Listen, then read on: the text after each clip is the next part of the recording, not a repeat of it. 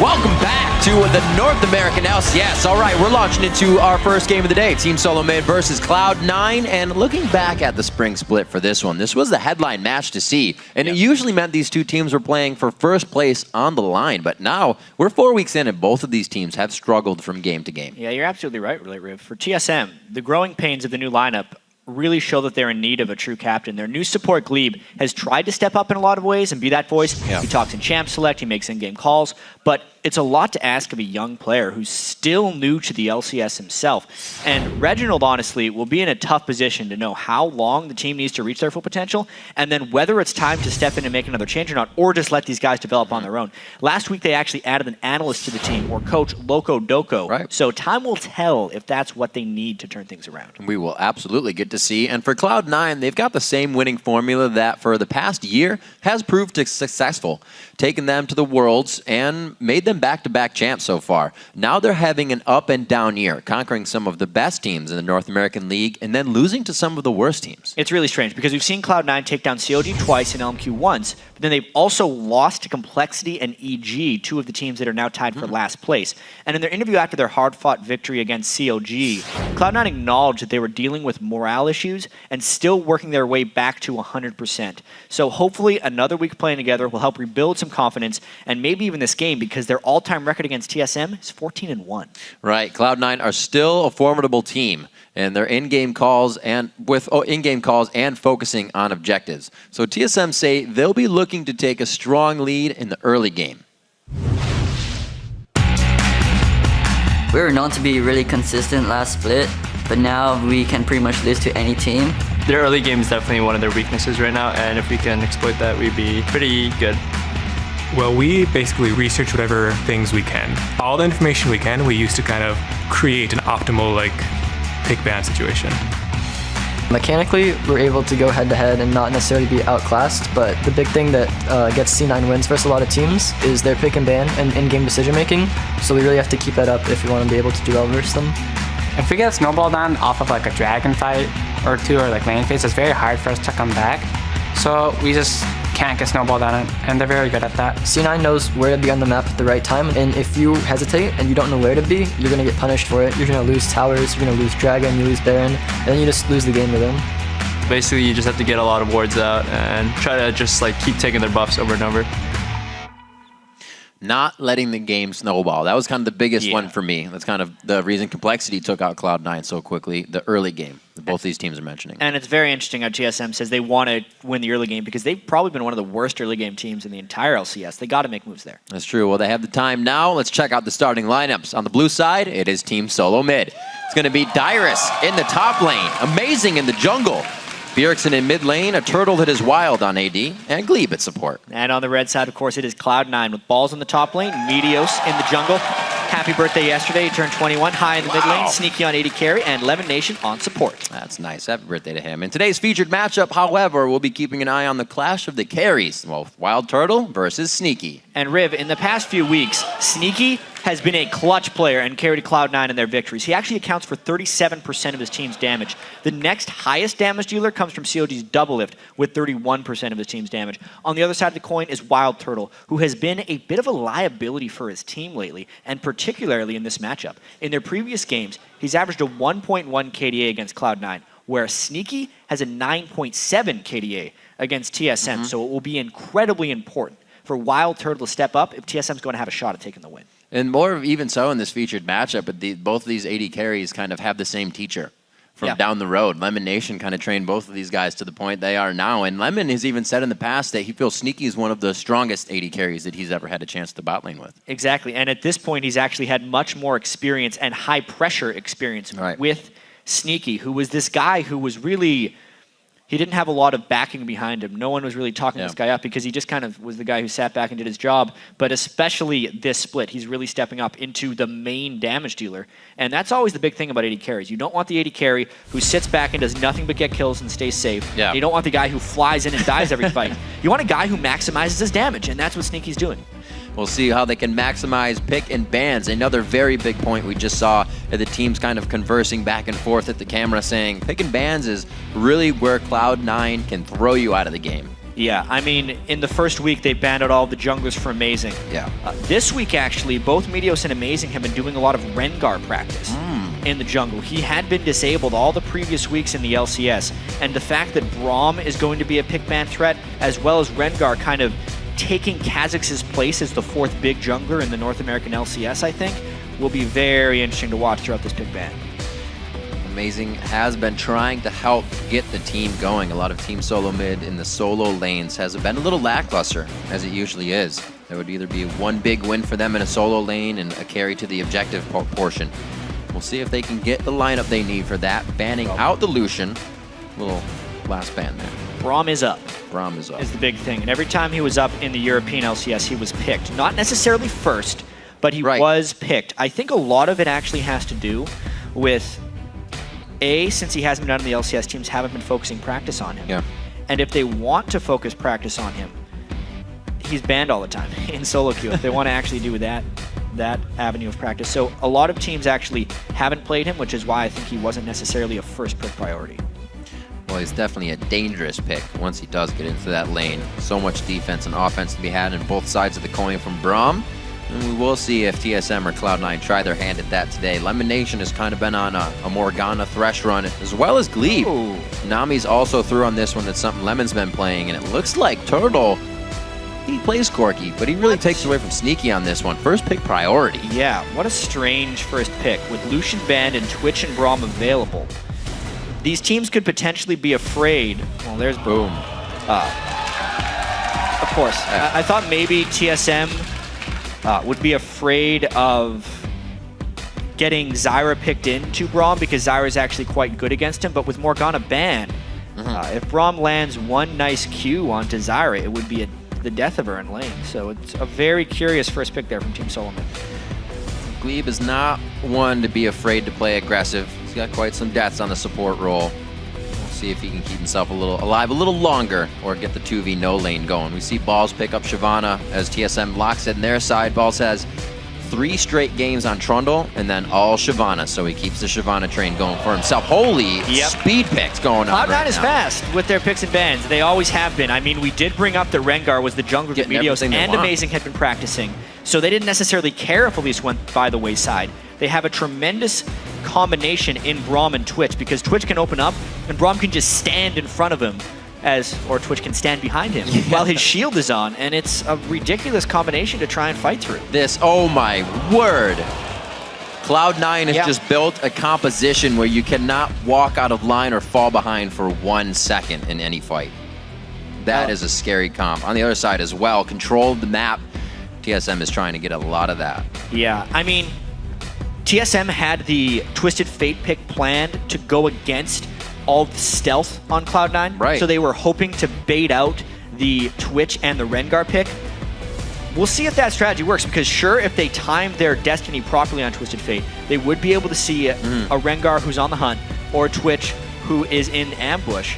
But that is just a really risky strategy because of all the things they gave up and how comfortable Cloud9 is going to be on pretty much everything. Yeah, awesome picks. It seems like the team's coming together a little bit more in their comfort level and where they're going outside the box here. Cloud9 was definitely having a bit of trouble getting high back into the mix, but with these picks right now, it shows that their coordination should be top-notch as well. First pick priority for Team Solo Mid. We'll see if that is really something that kind of gets under their own skin. We're going to quickly head over to lolesports.com and see what you think and who will be taking the W. 63% of that vote right now is going for Cloud9. Yeah. I'd probably put my vote that way right now, too. Those Team picks. Comp is looking rather strong. Keep sending those votes throughout the game by sending either hashtag TSMWin or C9Win to @LOLesports. And a little update throughout the game, so you can get your pick in after First Blood just to say, oh yeah, they got First Blood, now I think they're winning. And Cloud9 has pretty much what they want. I mean, Balls hasn't had a super high kill lane. He hasn't been getting a lot of kills this year either. Lowest kills as a top laner, so him and Dyrus are kind of going on the taster's choice of picks, Renekton and Shyvana, when you need to. But High's pick of Fizz, super kill potential on that TF in mid lane. There's a lot of outplay potential there, and High loves to play aggressive. Especially because High is going to try and jump up on the pole every time he would get gold card stunned or anything. So tricky bit of matchup there. Well, we'll see who has more tricks up their sleeve. We are on to the match here. Week 4, first game. TSM versus Cloud9 is underway. And in this week 4, you can see Cloud9 taking full advantage of the 4.9 patch that we're playing on. Rengar and Braum, both picks. Both enabled this week. Bam! Right off the bat, Cloud9 always a team to try and adapt quickly as possible, especially in the playoffs of the Spring Split when the heal patch came in and everyone was doing the Soraka mid lane. Cloud9 was doing that before everyone else and was the best at adapting to that. Here comes Braum and Rengar. Slowly walking out. We'll see how much Cloud9 feels comfortable with this in the beginning. I'm sure Meteos wants to get a solid jungle start on this. And the rest of the team has a lot formulated. But TSM says, let's try to make this a little harder. Let's get in their hair and see what we can do. Some knowledge of their movement. And they know this is just going to be kind of for the stay and the steal. Yeah, so I do need to talk about the Braum lane a little bit because yes, he was seen in the European LCS, but this is the North American LCS. So one thing the teams were able to do against him in the European LCS and was expected is he's a little bit vulnerable to getting shoved in lane early. So if the other team can get a little bit of wave advantage and keep the minions at Braum's turret, he has almost no kill threat because the only way Braum gets aggressive is if he lands a Q on the enemy. And also he doesn't want to engage on a giant minion wave. But in team fights, because of his ability to apply stun passive procs on so many people and also block so much of the damage with his shield, he's an absolute monster once he gets to that phase. So I actually think if Cloud9 can get a 1v2 completely to their advantage because they won't be getting shoved in and it will give Braum an easier early laning phase. Let's see how the ward control goes down this game as well. Wild Turtle was speaking a lot about that, and the pink ward control is going to be even more in their minds this game with the Rengar and the Twitch pick. Going to the top lane. They're actually waiting for Dyrus to make a move here. Start getting himself some CS. Well, especially in these 2v0s, they're hoping Dyrus actually starts the wave off hitting creeps because that will allow Cloud9 to deny him. But as long as Cloud9 is getting last hits, the wave should slowly push towards Dyrus. It's just going to be a little while. Just one hit off from taking some extra stun damage on that. Looks like Meteos and Balls making their way into the jungle, and they may be able to find Dyrus on this, but they split right off the bat. They're going to be pinching him in on this one. It looks like he will be quite safe after seeing Meteos on the side. No, he had full on that one, so it looks like Dyrus going to be hit up. Slice dice. He held first skill that long. Yeah, but even so, he was just trying to keep tabs on what was going on in the jungle. It did delay them very slightly. He wasn't going to be getting experience anyway. That wasn't a mistake by any means by Dyrus. It just means that TSM knows exactly where the Cloud9 roam would be coming from if they do it. This also means Amazing is going to be getting some solo experience as he goes around the jungle. Balls not with Meteos is going to be stealing that up, and you can see High already aggressive under the turret. Gets that lane pushed up just enough so he can be in and out. Yeah, dodged every last bit of damage there. Didn't take the turret shot or the wild cards from Bjergsen. He's going to have to be afraid of the Elise pretty shortly, but that's why they have the early ward coverage in the lane. And that's also why Lemon Nation is roaming around on Braum. He's actually hoping to get some type of counter gank. This is usually their level 2, 3 that they're trying to get. Glebe and Dyrus actually going to answer on this as well. They are perfectly set up. Lemon Nation throws out the cube. It isn't going to be enough. 1, 2, 3 after the other. High throws himself into the fire, but the whole team has come down. Lemon's a tick away, but he stays alive. Turtle's now here, and that's going to be Amazing going down first. Meteos is back and forth. That's going to be his buffs really helping in this fight, but they know they can't help High anymore. It's going to be the quick 1-for-1. First blood to Meteos. Wow. I mean, we've been talking a lot about how in this 2v0 lane setup, you can have a lot of roamers from either side of the map kind of arrive in mid lane. That's exactly what we saw. TSM had 5 people there. Cloud9 had 4. Which means that the double buffs being transferred to Meteos and the fact that it was a 1-for-1, while Twitch was able to farm freely in the top lane, means Cloud9 comes out ahead on that trade. Getting some stacks on that bone tooth for himself already. Let's take a look at that again. Yeah, I mean, it seemed like just the bait from Cloud9. It was a sixth sense in Lemon Nation kind of thinking there was something there because they've been gone from the bottom lane. He checks it a little aggressively, but just barely staying alive, and that gave time for Cloud9 to come down. Meteos did a really nice flash jump out of the brush there, making it so you could still jump out of the brush even after the flash because there was a short delay, and he allowed himself to pick up that quick kill on Rengar. Good refresh on the buffs. That'll definitely put a hindrance on Amazing's lane pressure as he comes in, but it looks like he's still going to be roaming with Dyrus as they take over the top bottom side of the jungles respectively here in this 2v-none. Let's see, Dyrus is now level 2 on that fight. Balls and Dyrus both getting assists on that, so as we're looking a bit at the top laners, both help there for each. The 80 carries in our matchup didn't really get anything out of that. Just kind of a walk around for them. Missed some CS. Well, the kill from Wild Turtle will definitely make up for his missed GS, Oh, he I did. think. Oh, look, Yeah. right past it. Luckily, picked it up on the backside. That's and right. Actually, surprisingly, last week we saw a sub 4-minute Dragon in 7 of the 8 That's true. which is actually more so what Lemon Nation was checking for when he walked down there, because he was hoping to get a little bit of harassment down onto TSM. You can see if Dyrus is very low, maybe they could have disrupted that. But now that they've swapped up into the top lane, there's no disruption to be had, even though Dyrus is a little bit low. Very smart play by Team Solo Mid right now, controlling the map as much as they need to here in the early game as they trade 1-for-1 to kill just a bit ago. That's 8.2k for now for the 7.6 of Cloud9. No type of snowball to be had here. The TSM is starting to grab a bit of a lead in that mid lane. Bjergsen is 44 CS to High's 29, so that aggression is not really paying off for him just yet. Yeah, well, the Twisted Fate range advantage over High definitely has something to say about that. And the ward coverage that TSM has in the Dragon side of River really makes High play a little bit uneasily. So he's just trying to survive.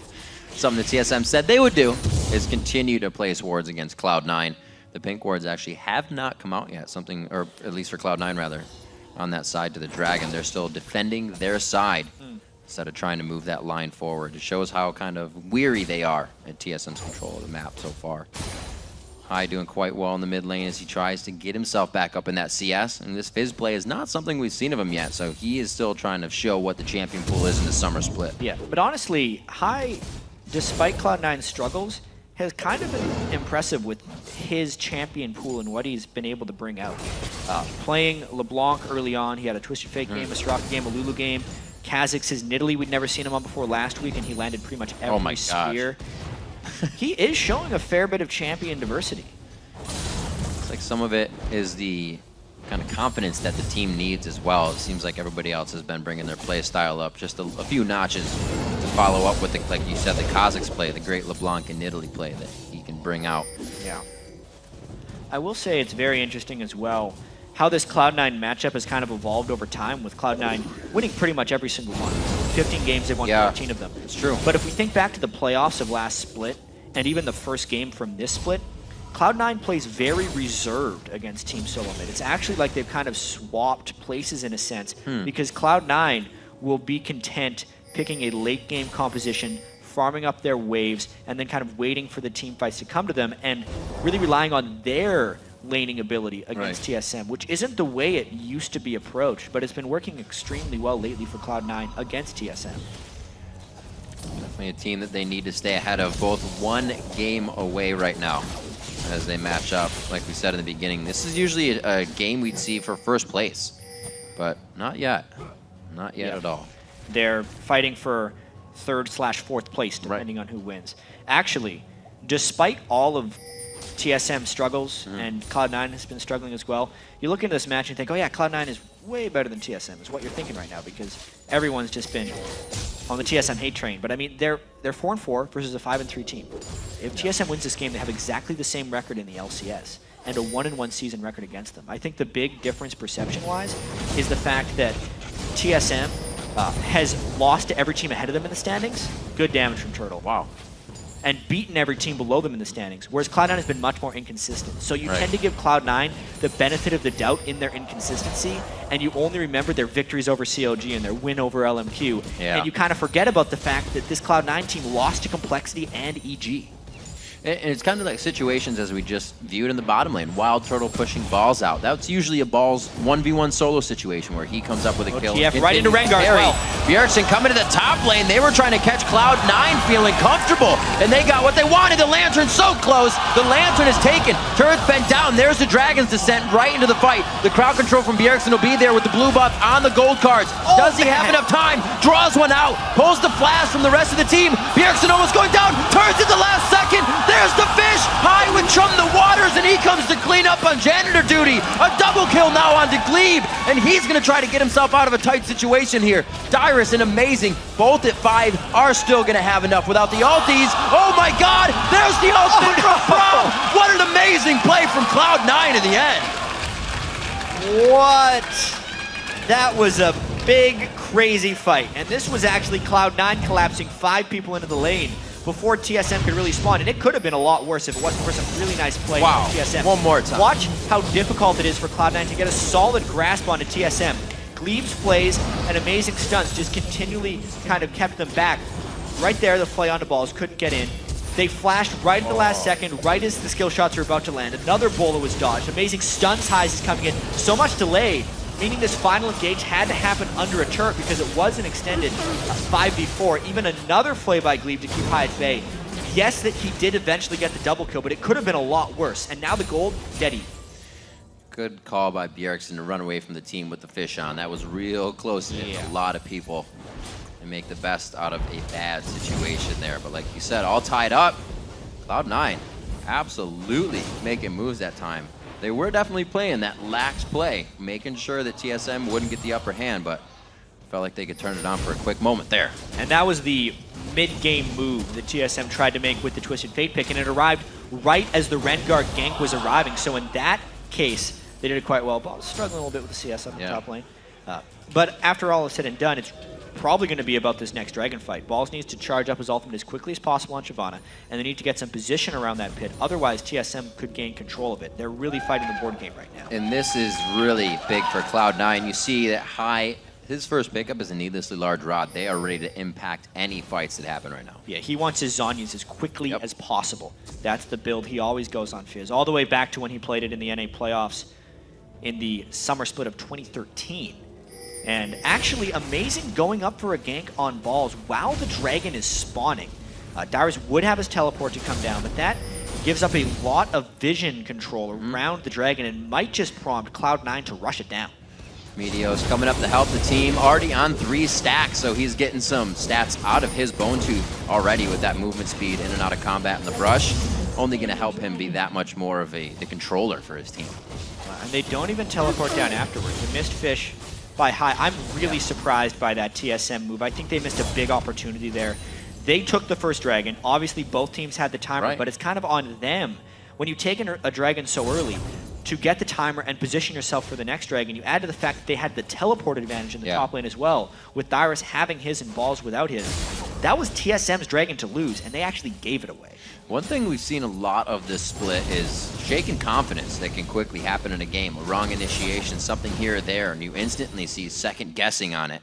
Looks like Cloud9 is definitely really on the first guess right now. Yeah, that's a problem Cloud9 has been having a little bit. They said they had a little bit of infighting just as they've been losing. They're so used to being the top team in North America. When they start to struggle, that stuff happens. But week to week, they say they are getting better. And TSM, we saw it last week as well, especially in their game against LMQ. Just an indecisiveness and being afraid of making a mistake more than anything else. I think that last dragon was just no one making a decisive call to say, hey, let's go down for the dragon, because they didn't even gank top. They just spent a bunch of time running in between point A to point B. Waiting for that next objective to come up. Both teams pretty much back into the solos. We see Twitch going down. Sneaky's going to farm up in the bottom lane. Turtle and Glebe at the top.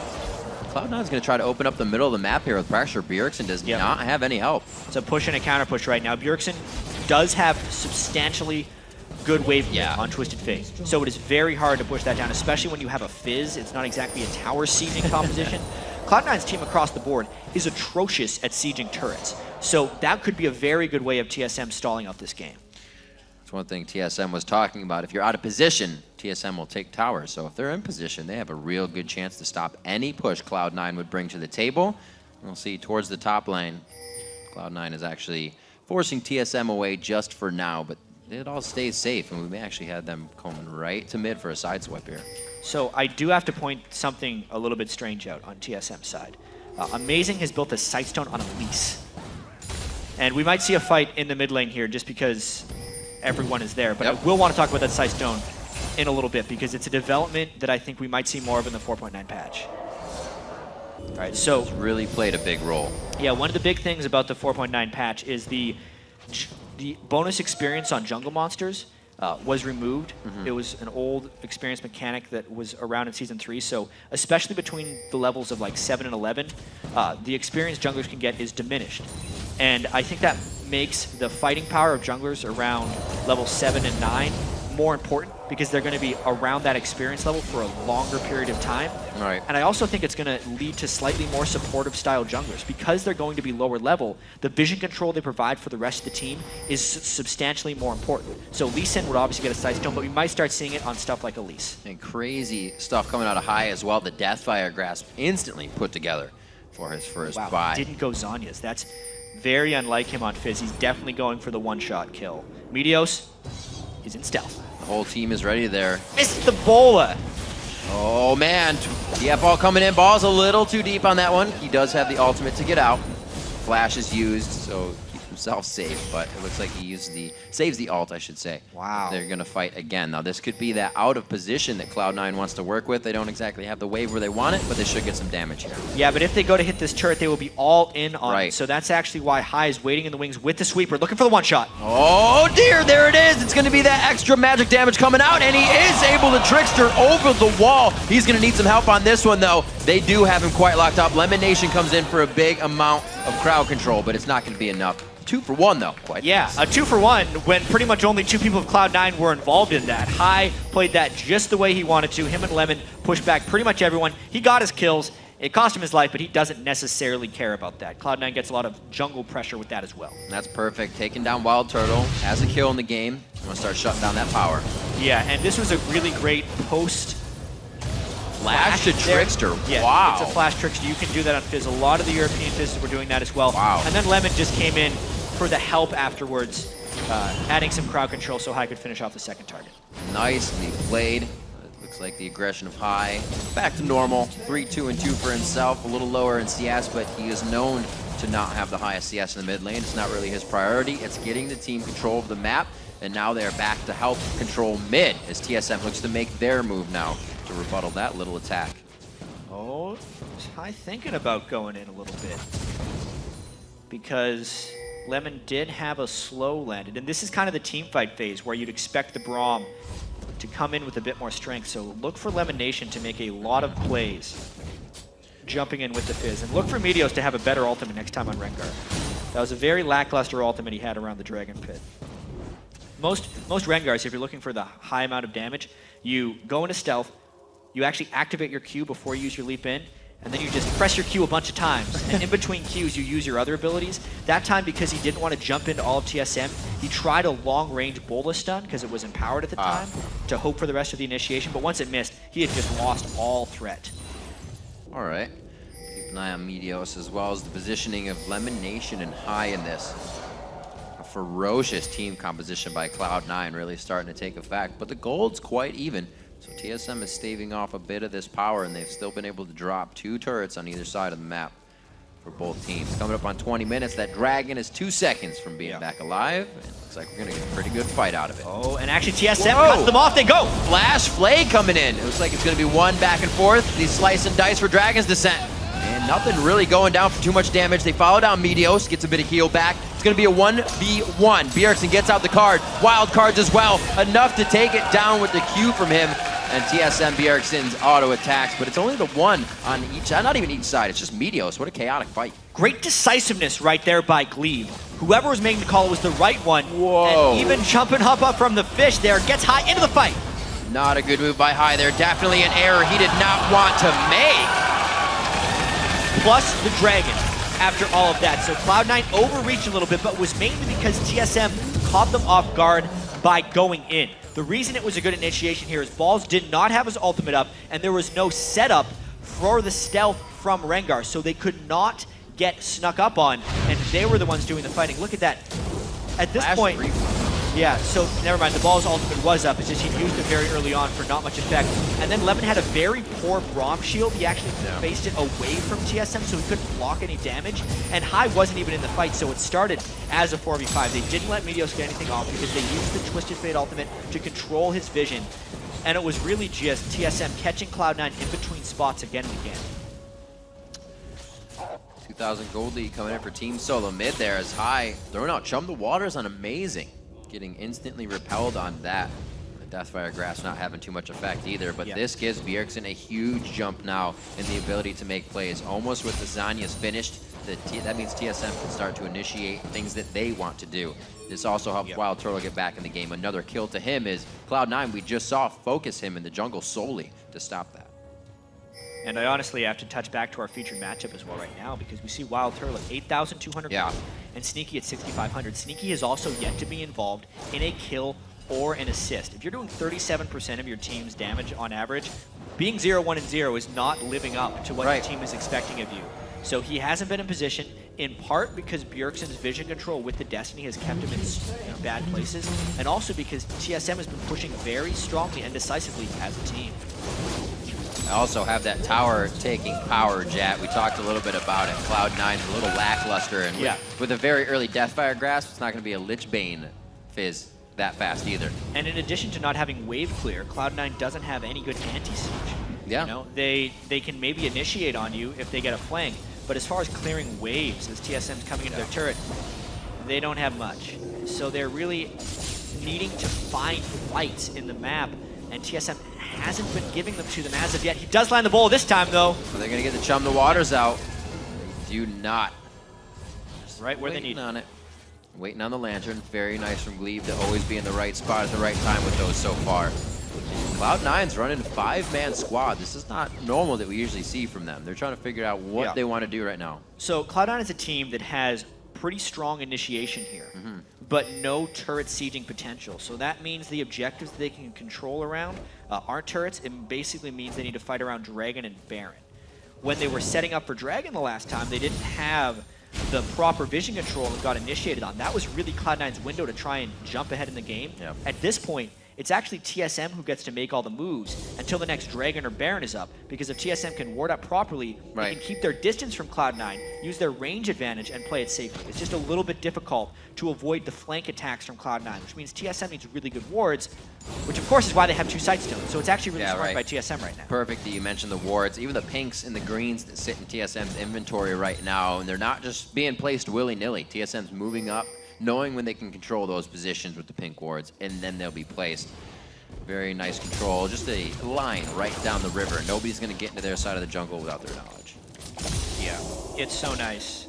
The Sightstone on Elise is a very uncommon purchase, but it makes so much sense in the context of what TSM is playing against in Cloud9, a team that is all about trying to find picks and initiate on you, and nothing about sieging. So TSM knew what the priority was this time, and amazing, made the adaptation.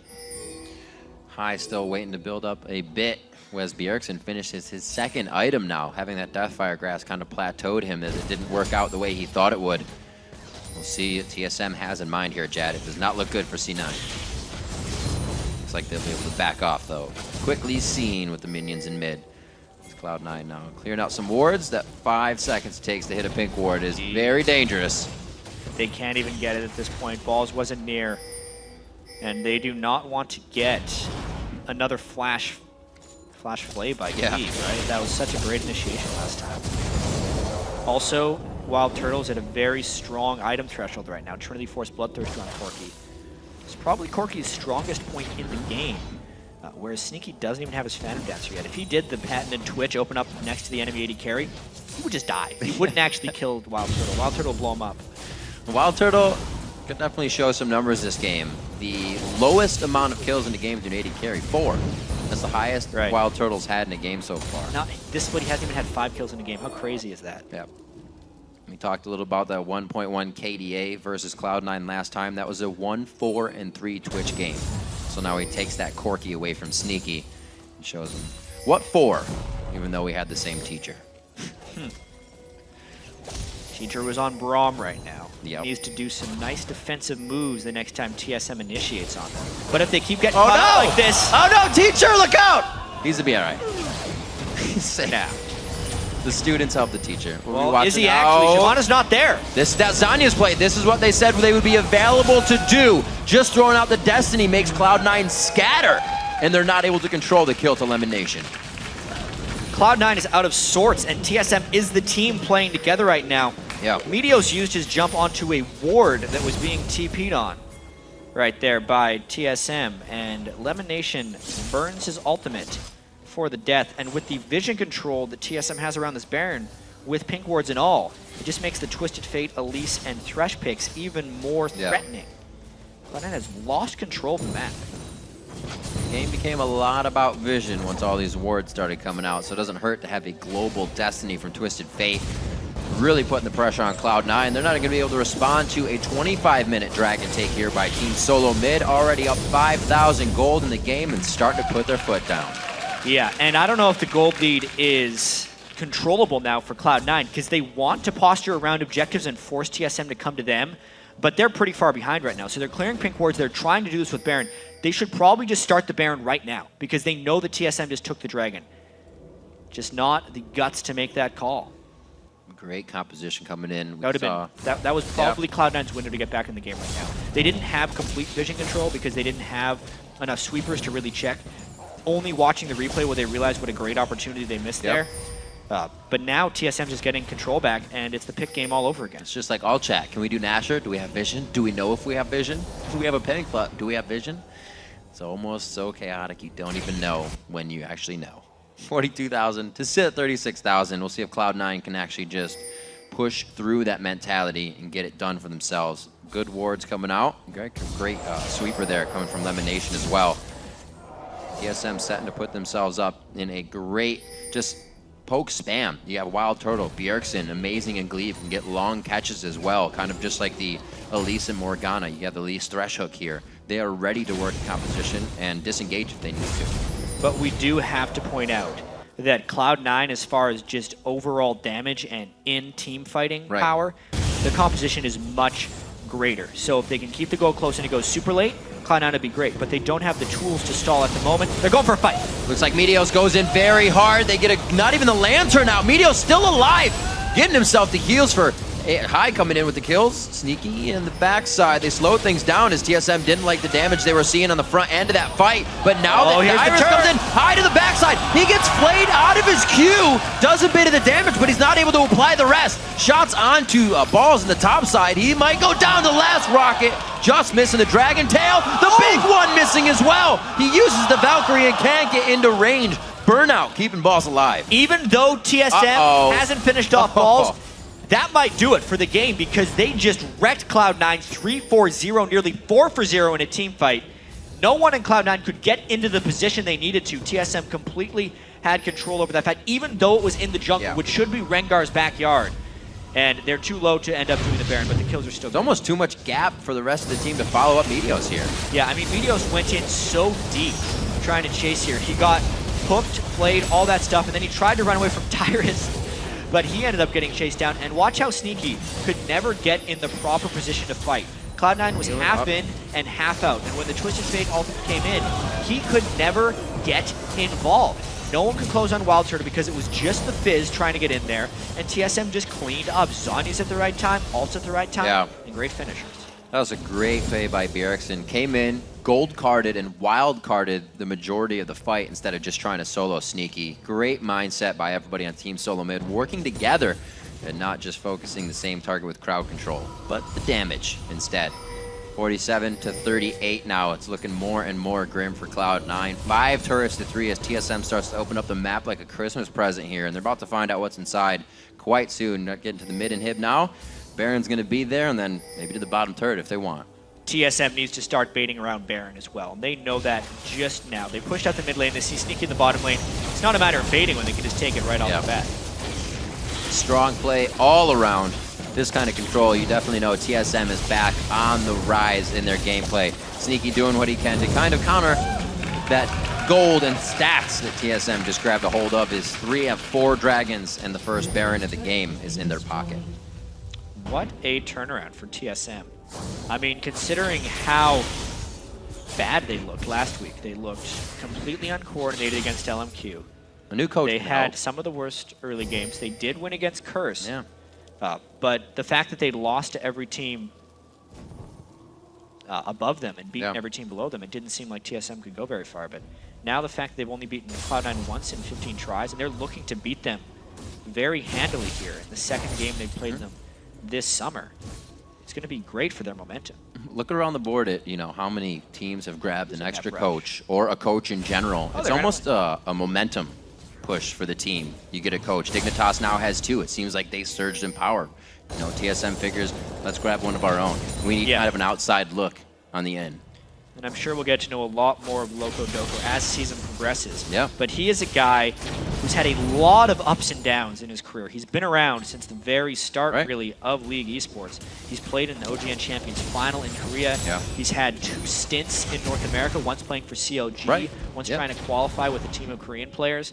You know, now he's back coaching TSM, so he has experience. It's just a matter of making it work.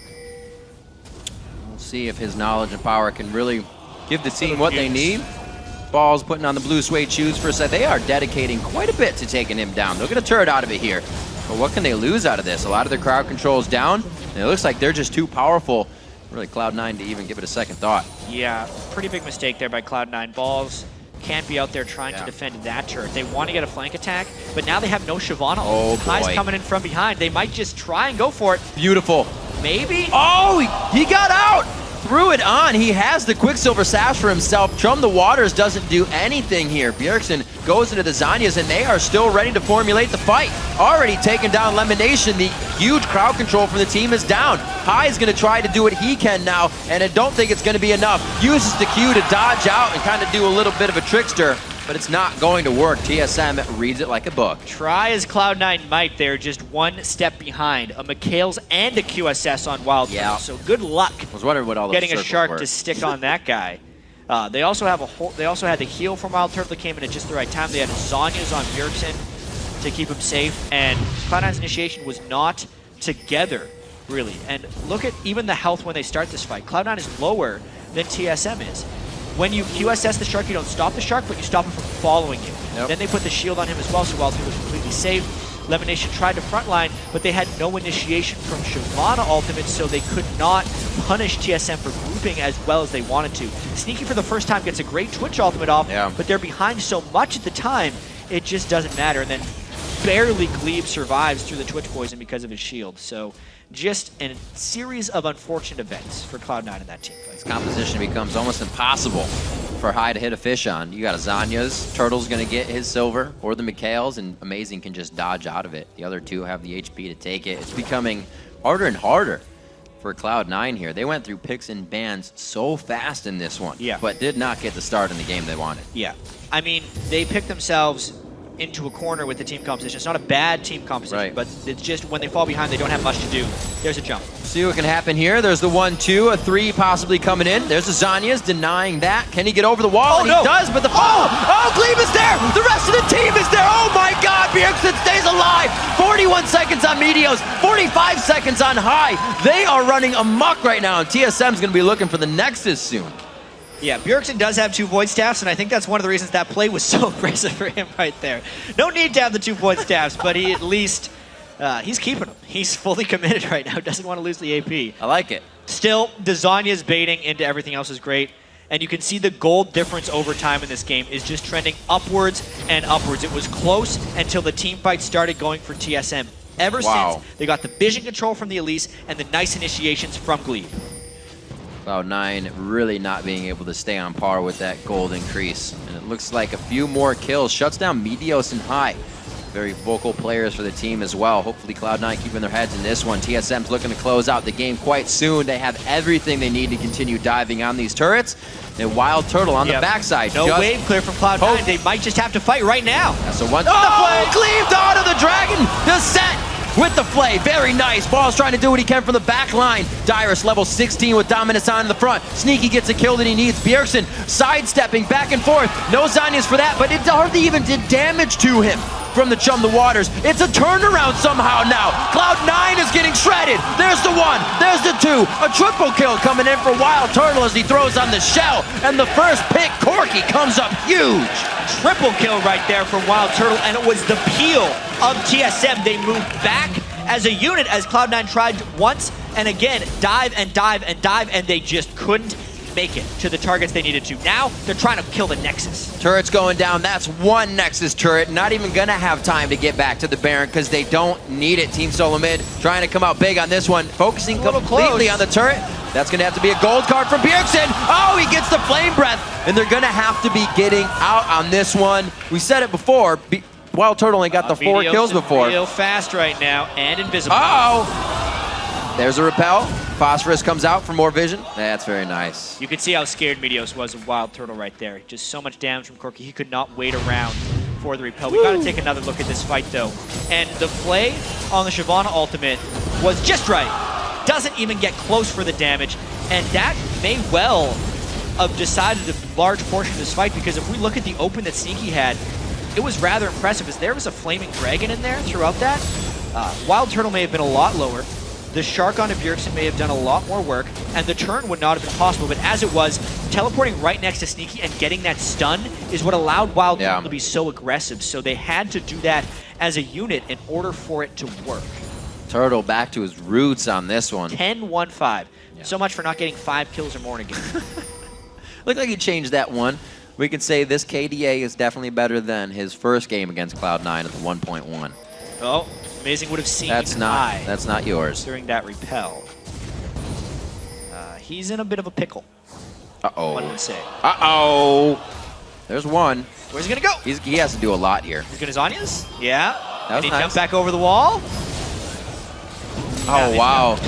He's not even ready to put out damage himself. Yeah, there wasn't much he could do with 5 people chasing him, and the amount of crowd control TSM has. Now with no Nexus turrets, this is looking like Game Rift.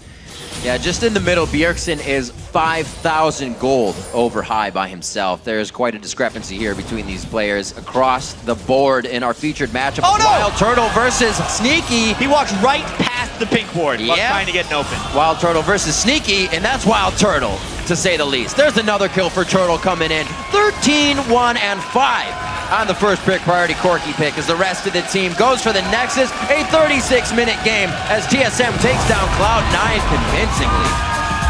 And most importantly, they tie them in the standings. Yes, they do. So TSM always sees Cloud9 as their biggest rival here because they've won the last 2 splits and destroyed them in the playoffs. But that win is so important for TSM's confidence. That congratulatory hug as well looked like the old Team Solo Mid. Whenever Team Solo Mid would have wins lately, they kind of get up and be stressed about it. They wouldn't be able to celebrate that win because it was a hard-fought win. This one was methodical. They went at it, and they knew what they wanted from the get-go. Wild Turtle coming out very strong in the game. In the laning phase for Team Solo Mid, a safer laning phase than usual, and it was enough to carry them.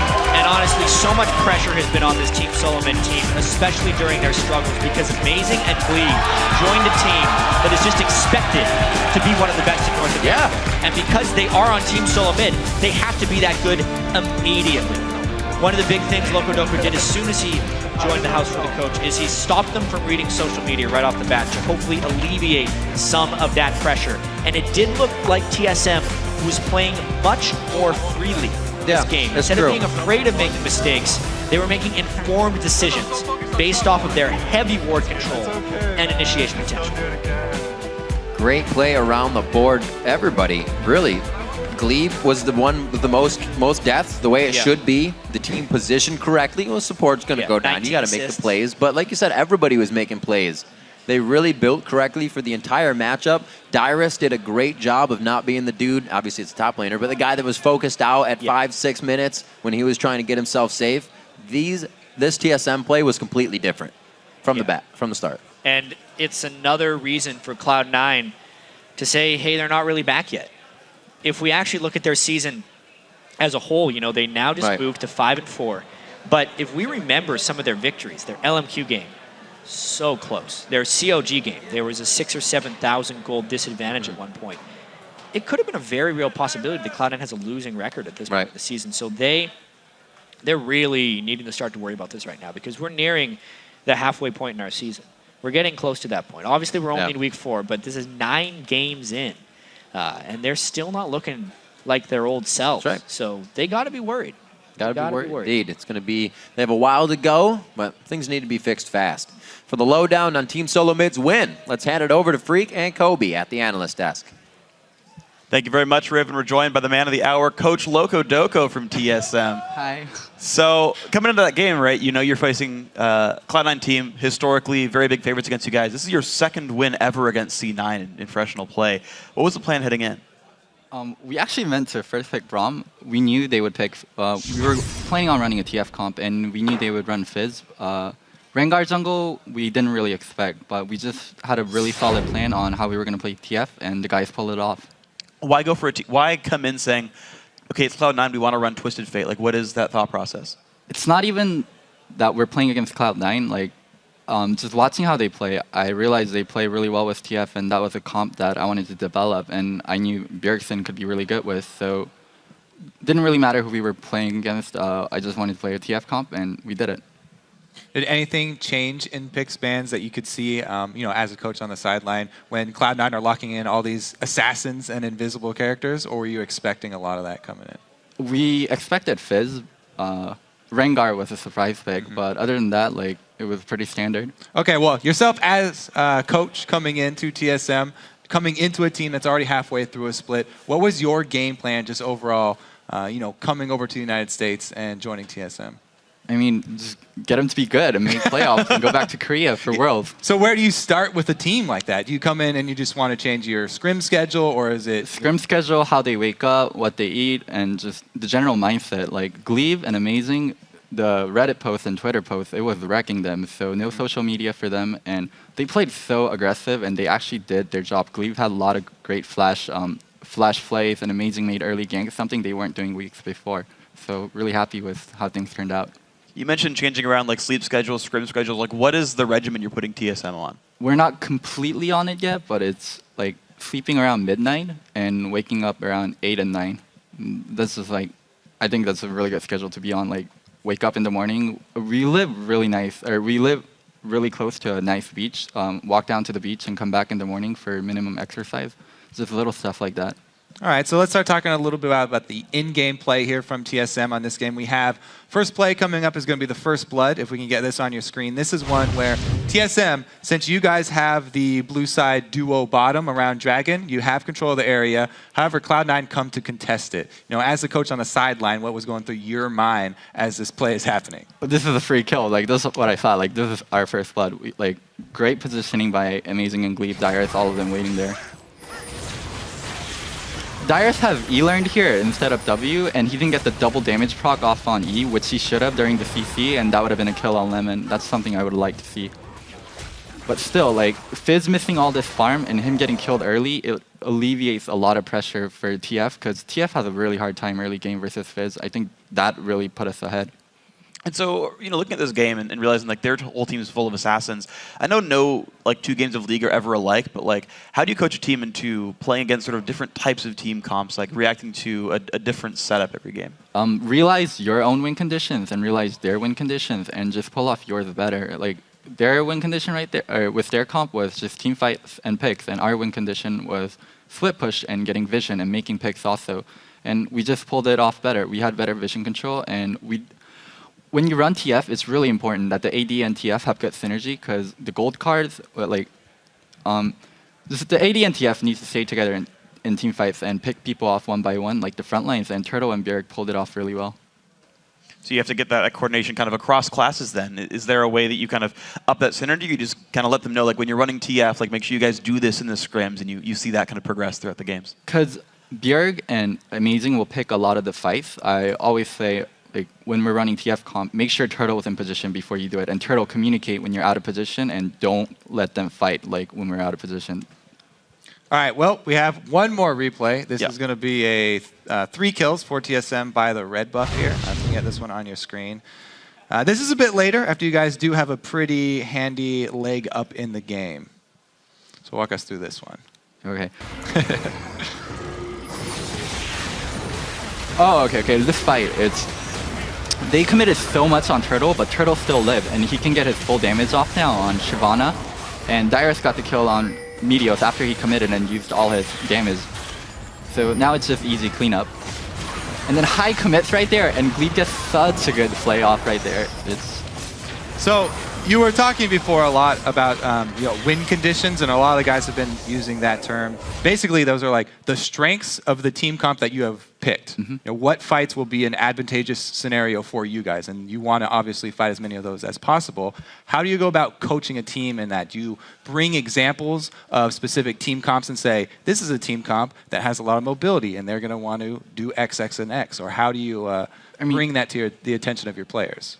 we go through the pick and bans like in scrims, and after the pick and bans are over, I talk to the guys like, okay, this is what you need to do with your comp. If you have an Italy, then you poke and you get side vision and make sure you don't get flanked. If you have TF, then you have strong laners that can coordinate ganks with them. Just talk about win conditions, and if they don't pull it off right in game, just go through the replay and show like you should have been doing this and this there. Just go over what they did wrong.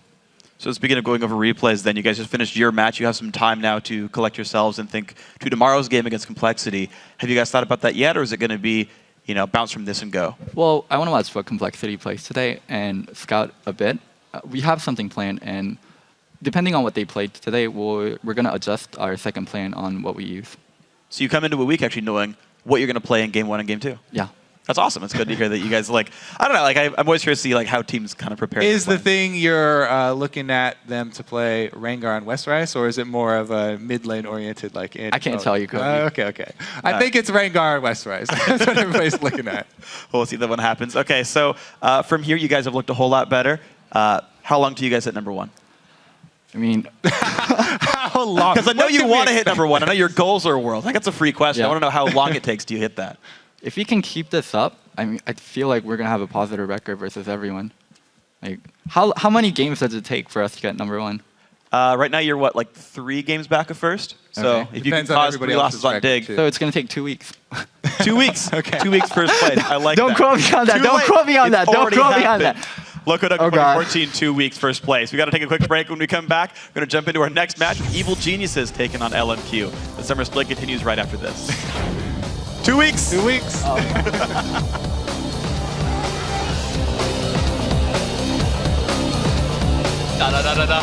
You know you're gonna get hit by my Q. What does the fox say? Do you even go Legolas building graves? Bjergsen almost going down, turns at the last second. There's the fish, high with Chum the Waters, and he comes to clean up on janitor duty. Oh dear, there it is. It's going to be that extra magic damage coming out, and he is able to trickster over the wall. See what can happen here. There's the 1-2, a 3 possibly coming in. There's the Zanya's denying that. Can he get over the wall? And he does, but Glebe is there. The rest of the team is there. Oh my God, Bjergsen stays alive. 41 seconds on Meteos, 45 seconds on High. No, just go. Twitch all back. Just go back. Good job. I'm on foot. Get back. Kite. We're fine. Keep going. Twitch flashed in. Get out. High. Yeah. Meteos, good. Get Twitch turtle. Get Twitch turtle. I'm putting on Twitch. You kill Twitch and you win. Got it. All in on Twitch. Get Twitch. Good. Got it. That's the last one. We got the last one. Yes, sir.